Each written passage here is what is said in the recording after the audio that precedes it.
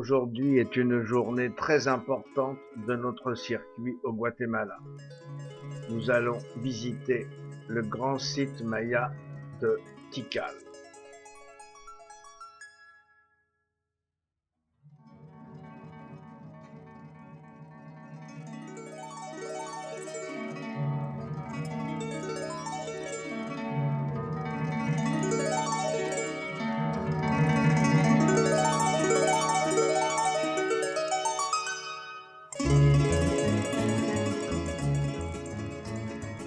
Nous pénétrons maintenant dans le site de Tikal, dont nous allons apercevoir bientôt la maquette générale. Si les temples aux pentes raides hauts de plus de 44 mètres constituent l'élément le plus saisissant de Tikal, ce qui différencie le plus cette cité de Copan, de Chichén Itzá et Uxmal, les autres grands sites mayas, est sa situation au cœur de la jungle. Ces nombreuses places sont dégagées des arbres et des lianes. Ces temples restaurés, en se rendant d'un édifice à l'autre, nous marchons sous la voûte épaisse de la forêt tropicale.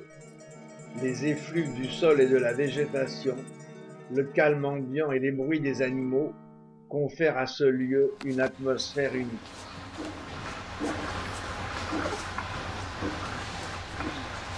En montant les singes hurleurs, on allait voir.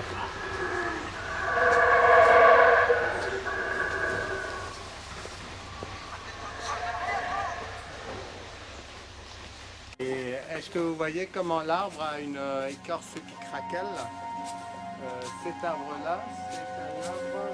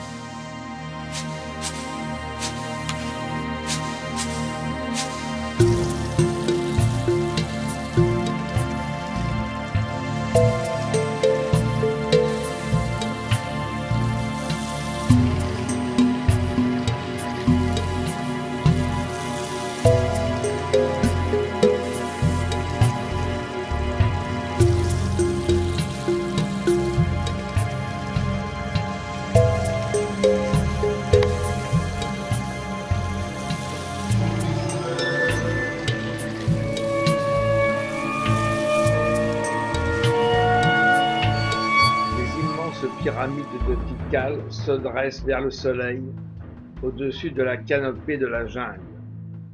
Les singes hurleurs se balancent bruyamment dans les arbres vénérables, tandis que les perroquets et les toucans au plumage chatoyant volent de branche en branche dans une cacophonie de cris.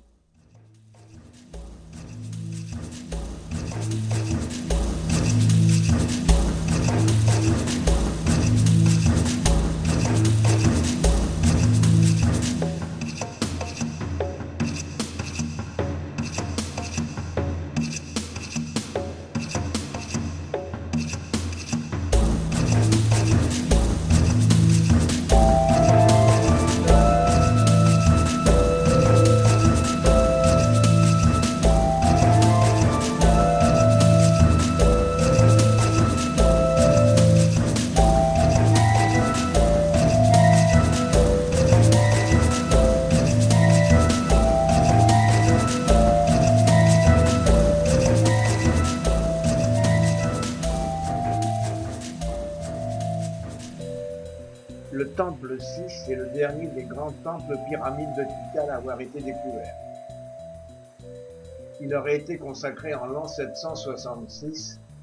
Il aurait été commencé sous le règne de Yichang Kaoul. Il est également connu sous le nom du Temple des Inscriptions.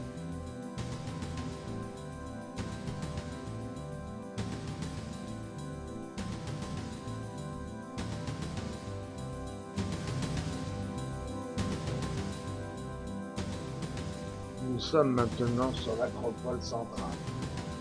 Ce complexe situé au sud de la Grande Place a près de 215 mètres de long. Les édifices qu'on désigne sous le nom de palais sont groupés autour de 6 patios reliés par des passages ou des escaliers.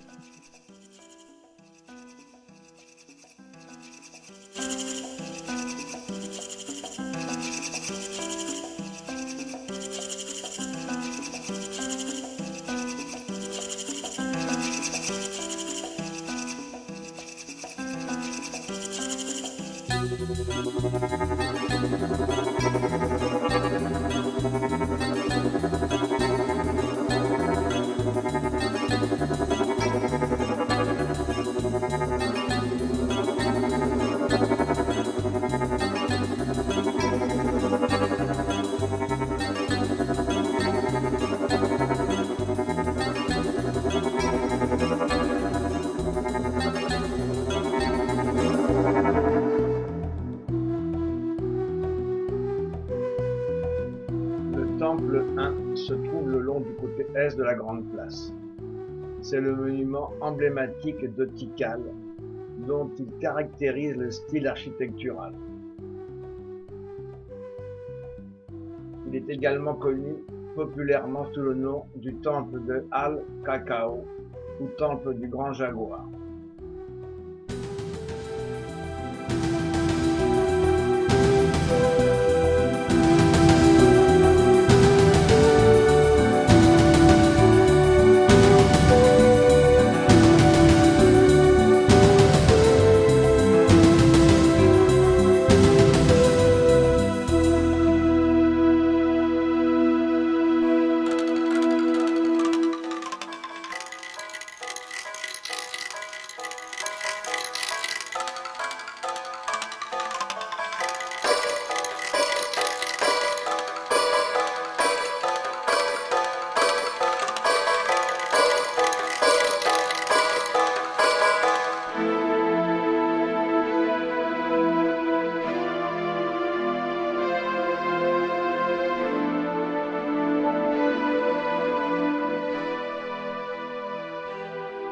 La place des 7 temples est à l'ouest de l'acropole sud.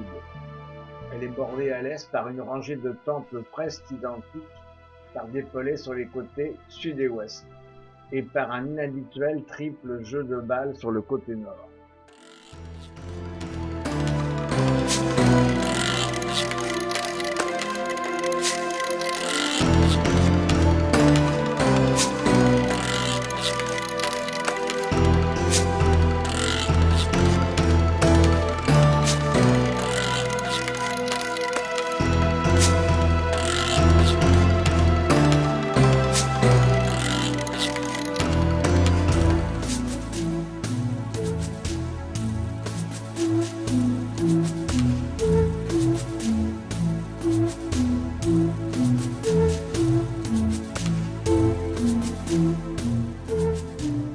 Le temple 4 a 65 mètres de hauteur. Il fut achevé vers 741. Vu de la terrasse intérieure, il ressemble à une petite colline escarpée. Un escalier de bois raide conduit au sommet où s'offre à l'est une vue quasi aérienne sur l'étendue de la canopée, où pointent les temples de la Grande Plaza et le temple saint.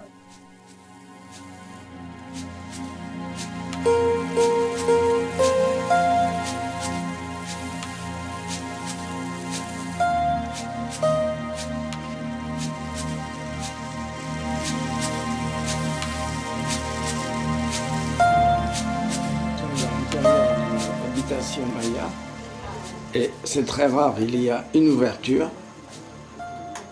le linteau, le bois est encore d'origine et on voit la forme conique caractéristique de la voûte.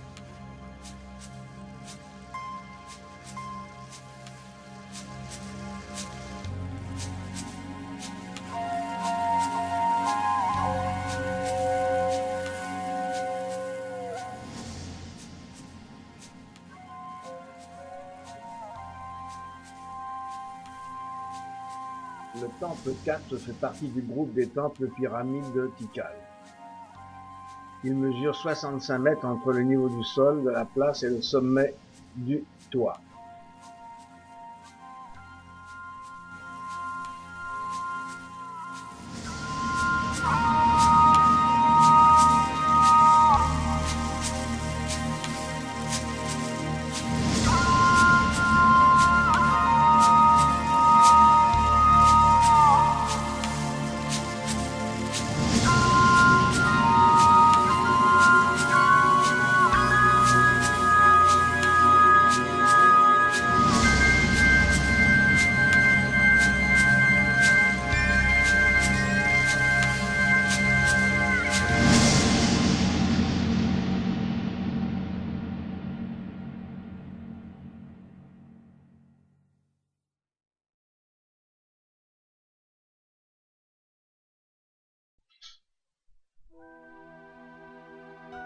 Nous apercevons, fièrement dressé, le sommet du temple 4.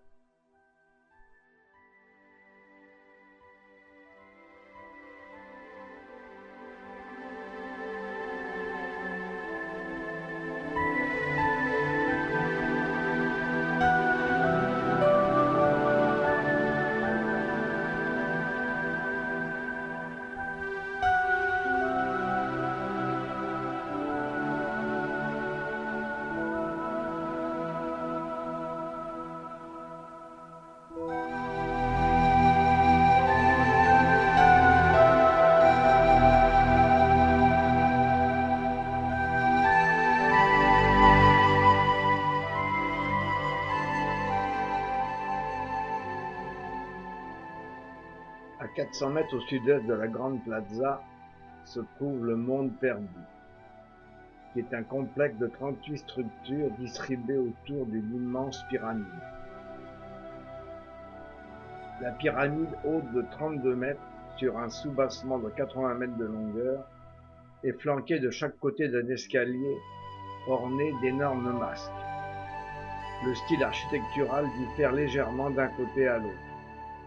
Des tunnels creusés dans l'édifice par les archéologues révèlent la présence de 4 autres temples similaires. Nous apercevons un trou creusé dans le sol. C'est là que les Mayas entreposaient leurs vivres. C'était en quelque sorte leur garde-manger.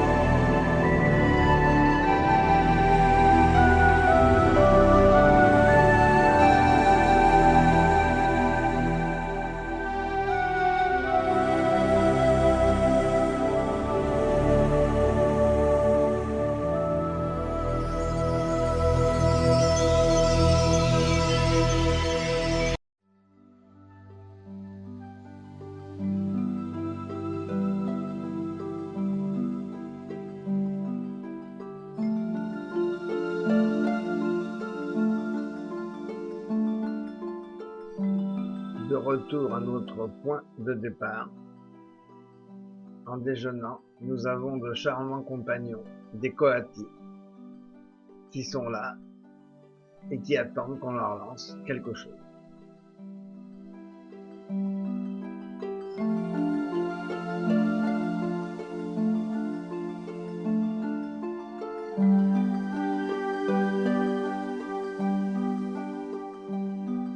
Pour terminer cette superbe journée, nous allons maintenant faire une promenade en bateau sur le lac de Petén Itzá.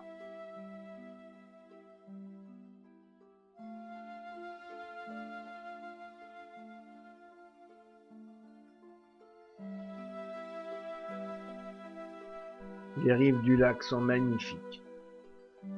Ce spectacle est d'une beauté envoûtante.